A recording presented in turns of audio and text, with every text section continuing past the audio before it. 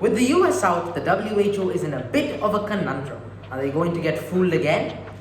On today's episode of Headlines, we'll be looking at the US versus the WHO, the national security law, Indo-China border tensions, a feat from SpaceX, and finally, some Twitter fun.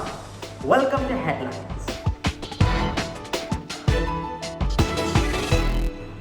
Last Friday, the US pulled out of the World Health Organization. The abrupt decision came after the US president warned the organization on May 19th to implement general reforms within 30 days or ties would be cut. 19 plus 30 should give us June 18th as that deadline. Obviously, we're not there yet. Looks like Wharton didn't really pay off, did it, Mr. Trump?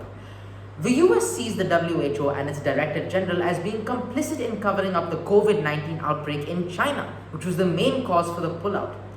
Obviously, the WHO isn't very happy with this decision, and spokespersons have dubbed the move by the USA counterproductive. Democratic US Congressman has said that the president is only giving China the ability to fill up the void created by the US and become a world health superpower. But it doesn't look like Mr. Trump has any plans to back down. Next, Hong Kong. Last Thursday, China went ahead with the approval for framing the national security law, which enables action against issues of secession, sedition, treason, and subversion in Hong Kong. In response, US Secretary of State Mike Pompeo claimed that the US would no longer recognize the city as an autonomous region of China. This decision was made in relation to the Hong Kong Human Rights and Democracy Act, a US bill that was drafted and passed in late 2019. It states that the US will conduct an annual autonomy check into Hong Kong.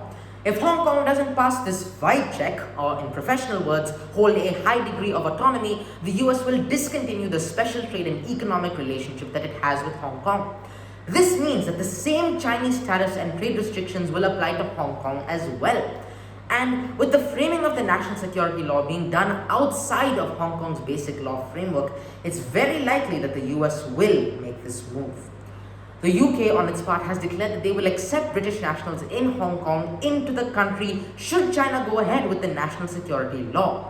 There are about 350,000 holders of BNO passports in Hong Kong, and another 2.5 million are eligible for them.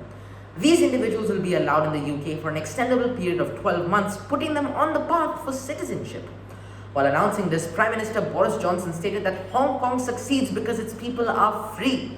Heartwarming words coming from a leader who once addressed individuals in a UK committee as, quote, great supine protoplasmic invertebrate jellies. The UK is urging China to take a step back from the law, claiming that it not only risks destruction of the Pearl of Asia, but will also ruin the reputation of China. Moving to India. As the India-China border tension intensifies, the conflict has moved to the internet and everyone's tuning in. After hearing about the alleged Chinese push into Indian territory, Indian engineer and educational reformist Sonam Wangchuk, whose life was the inspiration behind the movie Three Idiots, publicly announced a new hashtag last week. The hashtag, which is called Boycott China, went viral and is trending on social media. Now that Wangchuk is boycotting Chinese goods, he's probably going to be hearing boss music very soon. China might be planning a boycott on Three Idiots at this very moment. Even if the two countries sit down for any talks, the hashtag Boycott China will always be the elephant in the Zoom room. A couple of 100 kilometers up from India takes us to the International Space Station. SpaceX's Dragon capsule docked at the ISS earlier this week, a huge achievement for Elon Musk and his multi-million-dollar space corporation. This was the first pairing of a US-built human-rated vehicle to the ISS since 2011 and was also the first time a spacecraft constructed and operated by a private entity docked with the ISS. The two pilots of the Dragon capsule, both NASA spaceflight veterans, will spend up to 4 months orbiting the Earth, while engineers from SpaceX analyze every aspect of their spaceship's performance. A successful splashdown back on Earth is expected sometime this summer. Mr. Musk got quite emotional during a press conference post the docking, which was attended by Donald Trump and Mike Pence. You know, I've got to say, I'm pretty jealous of Musk's son, X-A12.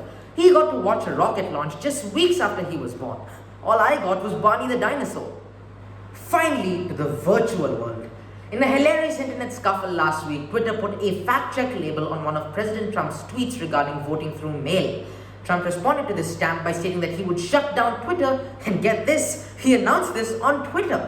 Why would you ever do that? It takes a twisted mind to plot a comeback against your enemy with your enemy. A real SMH moment. While the event was funny, it was also disturbing. It showed that Mr. Trump, one of the most powerful people on the planet influencing major decisions, behaves like a bully when he's being caught out. With companies like Twitter taking action to flag insane posts, one question remains. What about Facebook? Well, employees became particularly outspoken last week about Facebook brown-nosing the president and not taking any action. I guess the Zuck is really puckering up to POTUS. Might as well call him Mark Zuckerberg. In all seriousness though, the Facebook CEO is going to have to make some decisions regarding this soon. On that intimidating note, those are your headlines for the week. I'll see you next time on Headlines.